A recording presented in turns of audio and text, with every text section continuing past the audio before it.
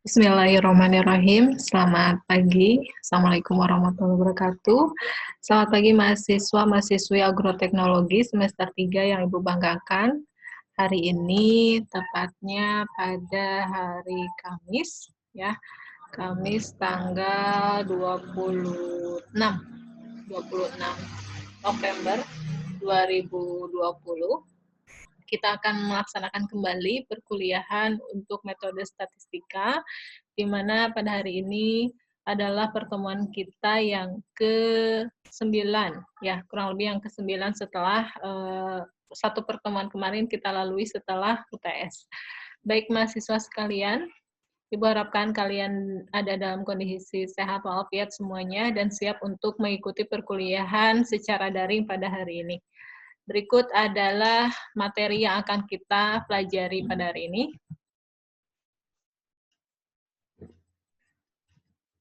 Ya, bisa dilihat. Bisa dilihat di layar monitornya masing-masing. Ya, ini adalah materi untuk metode statistika pada hari ini mengenai tendensi sentral atau ukuran pemusatan dan letak data. Dan ada ukuran penyebaran data, tapi nanti kita akan mempelajari itu di pertemuan selanjutnya. Mudah-mudahan bisa secara tatap muka atau secara luring, ya. Baik mahasiswa, yang dimaksud dengan ukuran pemusatan atau tendensi sentral ialah penjabaran data yang berulang atau berpusat pada nilai-nilai tertentu secara kuantitatif. Jadi ketika kita kemarin bisa menyajikan data, gitu ya, alangkah baiknya si data-data tersebut sudah kita buatkan dalam tabel distribusi yang di dalamnya juga memuat dari tendensi sentral itu sendiri, atau di data tersebut nanti kita bisa mencari ya poin-poin dari ukuran pemusatan itu sendiri. Nah, jadi tendensi sentral itu merupakan cara kita untuk bisa mencari nilai tengah yang pertama ya dari gugus data, kemudian kita urutkan dari nilai terkecil sampai yang terbesar. Di penyajian data juga sebetulnya sudah ya kita urutkan gitu ya, mau dari yang kecil ke yang besar atau sebaliknya yang besar ke yang kecil terserah gitu ya. Kalian lebih pahamnya seperti apa itu boleh. Ya, yang penting kalian paham bagaimana cara menyajikan data tersebut dari data mentahnya. Oke, kita lanjutkan. Nah, ini adalah istilah-istilah yang ada, gitu ya. Istilah-istilah yang bisa kita pakai untuk ukuran pemusatan. Dari mulai aritmetik, median, mode, geometrik, harmonik, weight mean, translate mean, gitu ya. Ini ada definisinya. Silahkan kalian baca sendiri. Oke, kita lanjutkan. Nah, baik. Jadi yang dimaksud dengan ukuran pemusatan itu merupakan nilai tunggal yang mewakili semua data atau kumpulan pengamatan di mana nilai tersebut menunjukkan pusat data, ya. Yang termasuk ukuran pemusatan diantaranya ada rata-rata atau mean, kemudian ada median, kemudian ada modus, lalu ada rata-rata ukur dan rata-rata harmonis ya. Kita bahas satu persatu dulu. Yang pertama itu adalah rata-rata ya. Rata-rata merupakan nilai pengamatan yang dijumlahkan lalu dibagi banyaknya data itu sendiri. Sedangkan median itu merupakan nilai pengamatan yang di tengah-tengah setelah data itu kita urutkan, gitu ya. Kalau datanya genap, maka mediannya adalah nilai 2 ya, rata-rata 2 nilai yang di tengah, begitu. Nah, kemudian ada modus. Kalau modus ini bukan modus yang ini ya artinya ya, tapi modus dalam statistika. Modus itu nilai pengamatan yang sering muncul dan dapat digunakan untuk nominal atau data ordinal. Oke, kita lanjutkan. Yang pertama ada rata-rata hitung, itu adalah jumlah semua nilai data dibagi banyaknya nilai data. Untuk data yang tidak mengulang, rumusnya adalah X bar sama dengan X1 tambah X2 seterusnya sampai Xn dibagi dengan N atau dibagi jumlah data. Jadi sigma X per N. Ya, untuk data yang mengulang dengan frekuensi tertentu, maka rumusnya adalah X bar sama dengan frekuensi 1X1 plus frekuensi 2X2 dan seterusnya sampai Fn, Xn dibagi dengan frekuensi 1, frekuensi 2, seterusnya sampai Fn. Atau sigma dari Fx dibagikan dengan sigma F. Oke, selanjutnya ada dalam tabel distribusi frekuensi. Kita sudah buatkan tabel distribusi frekuensinya, di mana ini interval kelasnya, ya. Ini nilai tengah dari masing-masing interval kelas. Kemudian ada frekuensinya, ada fx-nya. Oke ya, kita lanjutkan. Ini sigma f, ya, sigma f dan sigma fx. Jadi untuk mencari x barnya adalah tadi rumusnya. Karena ini yang sudah ada frekuensinya masing-masing. Sigma fx dibagikan dengan sigma frekuensi. Ini 3.955 dibagi dengan sigma f atau 60. Maka hasilnya adalah 65,92 untuk rata-rata hitung pada tabel distribusi frekuensi tersebut. Next, yaitu kita bisa juga dengan cara yang kedua dengan memakai kode U, ya. Kode U itu di mana bisa kita gunakan untuk mencari rata-rata hitung. Caranya adalah dengan adanya frekuensi dan frekuensi ya sigma f gitu ya, maka dan u itu sendiri, maka nanti kita carikan fu atau fu-nya. Fu-nya dari mana? Dari u-nya gitu ya. Minus 3 dikurangi, minus 3 dikalikan 3 sama dengan minus 9. Selanjutnya, min 2 dikalikan dengan 4. Hasilnya min 8 dan seterusnya. Sehingga rumusnya adalah X bar sama dengan XO, ya, X0 plus C di dalam kurung sigma FU per sigma F gitu ya. Setelah dicarikan, C itu banyaknya interval kelas ya, dari mulai 9 sampai 21. Hitung aja 9, 10, 11, 12, sampai 21 itu ada kurang lebih 13 ya. Kemudian ini 55 dibagikan dengan 60 yang sigma F-nya, maka hasil nilai rata-rata hitungnya adalah 65,92. Oke, kita lanjutkan. Nah, Bu, dari mana tadi cara coding itu? Jadi begini, caranya adalah sama dengan menggunakan simpangan rata-rata sementara, gitu ya. Sebelum kita menghitung rata-rata dengan cara coding, kita lebih dahulu tetapkan rata-rata sementara. Di mana rata-rata sementara yang ditetapkan itu harus sama dengan salah satu nilai tengah, ya, atau salah satu kelas interval. Pada page sebelumnya, rata-rata sementara nilai kelas tengah keempat yaitu 54. Nah, pengkodean dimulai dari angka 0 untuk kelas interval di mana rata-ratanya sementara yang ditetapkan. Kemudian kelas sebelumnya berturut-turut menjadi angka negatif, ya. Nah, begini. Gitu ya. Jadi dari mulai 3, 2, 1, 0, minus 1, minus 2, minus 3. Paham ya? Maksudnya nilai tengah yang 4 yaitu 54. Ya. Kemudian kelas sebelumnya menjadi angka negatif sebelumnya. Oke ya. Angka 0 di kelas keempat. Angka 0 di kelas keempat. Perhatikan, 1, 2, 3, 4. Berarti angka 0 di kelas keempat yang nilai tengahnya 54. Sehingga setelah 540 ini, maka selanjutnya adalah 1, 2, 3, dan kelas page sebelumnya atau interval kelas sebelumnya menjadi negatif, min 1, min 2, min 3. Paham ya? Mudah-mudahan yang Ibu jelaskan bisa dipahami. Oke, kita lanjutkan. Oke, tadi ada 2 cara, kemudian kita bisa pakai cara yang ketiga untuk mencari rata-rata hitung, yaitu dengan pembobotan. Ya, masing-masing datanya kita bisa berikan bobot.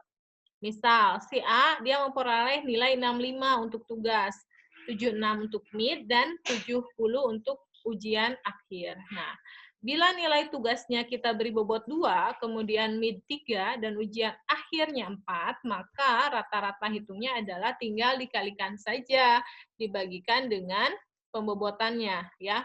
Untuk nilai tugas, ya, tugas 65 kali 2, bobotnya 2. Untuk mid bobotnya 3, kalikan nilai hasil mid-nya 76, kemudian ditambahkan untuk nilai ujian akhir, maka hasilnya 4, gitu ya, dan seterusnya. Lalu dibagikan dengan nilai masing-masing bobot itu sendiri, sehingga X-bar-nya adalah 70,89.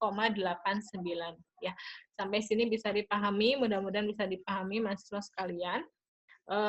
Mau secara apapun boleh, ya, mau apakah dengan kode, apakah dengan pembobotan, atau cara yang awal dengan rumus yang awal juga boleh. Tergantung nanti kriteria soal yang diberikannya itu seperti apa, dan lebih mudahnya dengan cara apa. Baik, itu untuk rata-rata hitung. Kita lanjutkan. Oke, ini ada latihan soal untuk data tunggal. Ini ya, 26, 37, dan seterusnya. Kemudian untuk data kelompok, ya, 26, 37, dan seterusnya. Nah, hitung berapa rata-rata hitung dari soal tersebut. Lalu, dari sini, kalau untuk data tunggal, kita bisa langsung X-bar-nya kita cari. Tapi untuk data berkelompok, kita harus buatkan tabel distribusi frekuensinya. Ya. Kemudian ada interval kelasnya, ada frekuensinya, ya. Kemudian ada NT-nya, frekuensi NT-nya, dan seterusnya. Oke. Data yang tidak dikelompokkan, gitu ya, yang tadi soalnya masih sama, adalah sejumlah nilai dalam pengamatan atau sigma X yang dibagi dengan banyaknya pengamatan. Tinggal jumlahkan saja data dari data yang pertama, kedua, ketiga, dan seterusnya. Kita dapat hasilnya 1014, kemudian bagikan dengan jumlah datanya 1, 2, 3, 4, 5, 6, 7, 8, 9, 10, 11, 12, 13, 14, 15, 15. Sehingga X-bar-nya atau rata-rata hitungnya ada 67,60. Ya, paham ya? Oke, untuk yang kelompok bisa kalian cari sendiri ya, itu tinggal masukkan rumus saja. Untuk median sekarang, median itu merupakan nilai tengah dari data yang sudah diurutkan yang akan membagi data dalam dua bagian yang sama. Jadi 50% data berada di bawah di bawah median, kemudian 50%-nya ada di atas median. Penulisannya simbolnya adalah ME, median, ya. N plus 1 dibagi 2. Jumlah data tambah 1 dibagi dengan 2, karena nilai tengah. Nah, untuk data tidak dikelompokkan itu rumusnya. Ya, sehingga ketika kita pakai contoh soal yang tadi, untuk mencari median, maka hasilnya ada 8. Ya, jumlah datanya 15 tambah 1, 16, dibagikan 28. Berarti nilai tengahnya adalah 8. Carikan 1, 2, 3, 4, 5, 6, 7, 8. Oke, mediannya adalah 76 atau jumlah data ke-8. Next, untuk median data yang berkelompok, ya ini rumusnya. Ya, sedikit agak mikir ini, tapi mudah-mudahan bisa dipahami. Ya, rumusnya adalah LO atau batas bawah kelas median ditambahkan C, ya interval kelas, dikalikan dalam kurung N, jumlah data dibagi 2, dikurangi frekuensi, jumlah frekuensi semua kelas sebelum kelas yang mengandung median, per F, frekuensi kelas median. Oke. Contoh. Ini ada interval kelas. 1, 2, 3, 4, 5, 6, 7. Ya, ada 7 kolom baris interval kelas. Kemudian ini frekuensinya, sehingga sigma F atau sigma frekuensinya adalah 60. Letak mediannya, gitu ya, setelah kita cari, ada di data ke-30, yaitu pada interval 61 sampai 73. Karena kan 60 dibagikan 2, sehingga kita tahu bahwa letak median itu di data ke-30. Kita carikan, oh yang 30 itu setelah kita tambahkan frekuensinya, gitu ya, adanya dia di sini, 61 sampai 73. Oke, paham ya? Oke. Nah, sehingga kita dapatkan LO itu 60,5. Tadi ingat LO itu apa? batas bawah dari kelas median. Di bawah dia. Ya, 60,5. Tambahkan 0,5. Kemudian frekuensinya adalah 19. Oke. Jumlah frekuensi semua kelas sebelum kelas yang mengandung median. Tadi kelas yang mengandung mediannya adalah di sini. 61 sampai 73. Ya. Sekarang yang dicarikan jumlah frekuensi sebelum kelas yang ada mediannya. Berarti tinggal 3 tambahkan 4, 7. 7 tambahkan 4, 11. 11 tambahkan 8, 19. Ya, jadi paham ya, ini 19 dari mana itu paham kalian. Oke, kemudian jumlah frekuensi setelah kelas median. Ya, frekuensi dalam kelas median, berarti ini. Ya, 12. Sehingga mediannya adalah 60 plus 5 plus 13. Cari ini ya. Ibu, 13 dari mana? 9 sampai 21. Coba kalian hitung. Itu intervalsi kelasnya ada 18. 9 sampai 21. Kalikan 60 sigma F per jumlah dibagi 2, ya, N dibagi 2. Kemudian minus F besar 19 per F kecil 12. Sehingga hasilnya adalah 72,42 untuk median dari data kelompok tersebut. Ya. Paham, mahasiswa sekalian? Oke, sambil tarik nafas ya. Oke, kita akan lanjutkan lagi. Nah, ini untuk latihan soalnya. Silakan nanti kalau ada waktu dikerjakan lah. Ya, ini juga Ibu bahas sih sebetulnya. Ya, nanti bisa dilihat. Jadi dari data tersebut, setelah kita hitung, ininya dihasilkan adalah 60 plus 10 kali 7,5 dikurangi 6 per 1, hasilnya ada 75 mediannya. Ya. Oke, sekarang kita lanjutkan ke mode. Bahasa Inggrisnya mode ya, istilah statistiknya mode. Tapi kalau bahasa Indonesianya kita sering sebut dengan modus ya. Bukan modus yang ada ke belakang-belakangnya, bukan, tapi modus statistik. Oke. Ini adalah nilai yang paling sering muncul dalam gugus data ya. Kalau data tidak dikelompokkan, kita bisa lihat saja mana nilai yang dia sering muncul dalam kelompok data tersebut. Dalam kasus ini, dia adalah 83 sebagai modusnya untuk data tidak berkelompok. Tapi, untuk data berkelompok, tetap ada rumusnya, ya, di mana modus itu adalah LO, batas bawah kelas modus, plus kelas, dikalikan B1, selisih antara frekuensi kelas modus dengan frekuensi tepat satu kelas sebelum kelas modus, per B1 plus B2. Selisih antara frekuensi kelas modus dengan frekuensi tepat satu kelas setelah kelas modus. Ya, kita contoh. Oke, bisa diperhatikan, mahasiswa sekalian.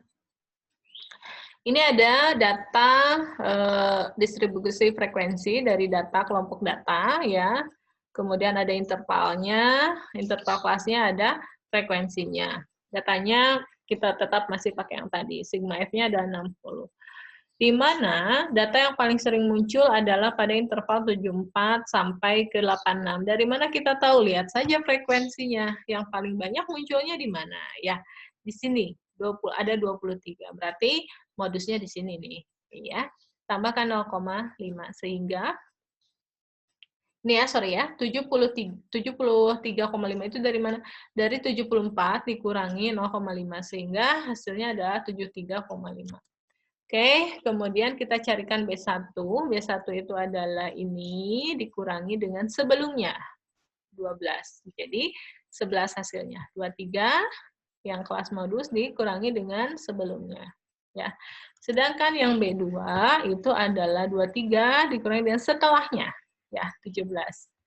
Oke, sehingga hasilnya adalah 78,61. Ini adalah data nilai yang sering muncul pada kelompok data tersebut. Oke, kita lanjutkan. Ini ada hubungan empiris antara nilai rata-rata hitung, X bar, median, dan modus. Ya. Ada 3 kemungkinan. Jika datanya hampir sama, maka kurvanya mendekati simetri atau sama. Tapi jika median dia lebih kecil dari modus, tapi dia lebih besar dari rata-rata hitung, maka kurvanya dia cenderung condong ke kanan. Sebaliknya, jika median lebih kecil dari rata-rata hitung dan lebih besar dari modus, maka kurvanya dia cenderung ke kiri. Seperti ini ya. Hubungan rata-rata hitung dengan median dengan modus. Baik, mahasiswa sekalian, paham ya? Ibu harapkan kalian paham. Mudah-mudahan insya Allah kalian paham. Oke, ini ada tugas individu. Ya. Nah, silahkan kalian hitung nilai rata-rata, kemudian median, modus pada hasil ujian statistik ini. Oke ya. Ini untuk yang data tunggal. Oke, nomor 1 untuk yang data tunggal, mahasiswa sekalian. Yang data 2 adalah untuk berkelompok. Ya. Nah, diketik Word, kalau bisa diketik Word, tapi kalau tidak, Bu, saya terkendala laptop dan lain sebagainya, boleh ditulis tangan, ya. Seperti biasa, convert PDF filenya, kemudian tugasnya kirimkan via email ke alamat email Ibu. Sorry, ini belum diedit ya. Batasnya adalah 2 minggu. Ya. 2 minggu batas pengirimannya. 2 minggu. Dari hari ini. Berarti di bulan baru pastinya. 10 Desember 2020. Ya. Silakan dikerjakan tugasnya, materinya sampai sini dulu saja. Mudah-mudahan kalian paham apa yang Ibu sampaikan dan bisa kalian ulangi lagi pembelajarannya di rumah. Ya, mudah-mudahan pertemuan selanjutnya kita bisa secara tatap muka ya, luring, biar kita bisa sambil latihan di kelas dan lain sebagainya. Gue harapkan kalian tetap jaga kesehatan, tetap stay safe, kemudian jika ada hal yang kurang, bisa kita diskusikan di pertemuan selanjutnya. Ibu mohon maaf untuk kekurangan, kelebihan, Ibu ucapkan alhamdulillah, ya mudah-mudahan bermanfaat. Terima kasih mahasiswa sekalian. Demikian perkuliahan pada hari ini. Wabillahi taufiq wa hidayah. Wassalamualaikum warahmatullahi wabarakatuh.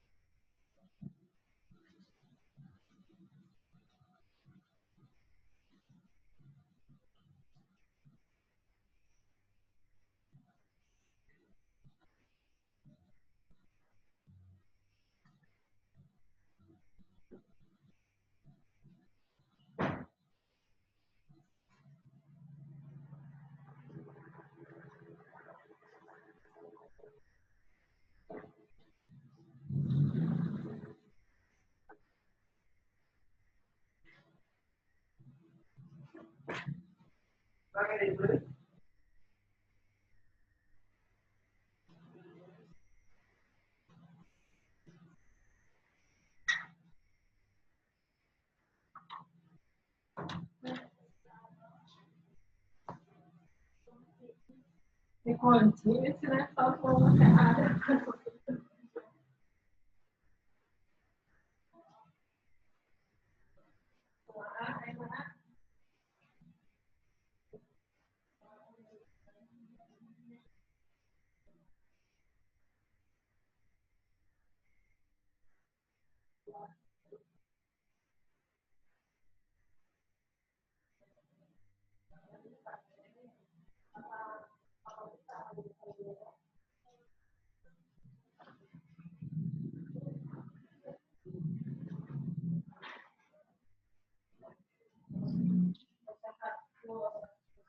Pada